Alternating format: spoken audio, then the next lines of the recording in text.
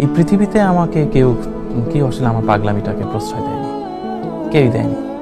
এবং আমার বাবা মা আত্মীয় স্বজন, আমার আত্মীয় স্বজন পর্যন্ত আমাকে আসলে কোনো প্রোগ্রামে আমাকে কখনো ইনভাইট করতেও চায়নি, কারণ আমার কাছে কোনো টাকা ছিল না এবং আমি চাকরি বাকরি সব ছেড়ে দিয়েছিলাম।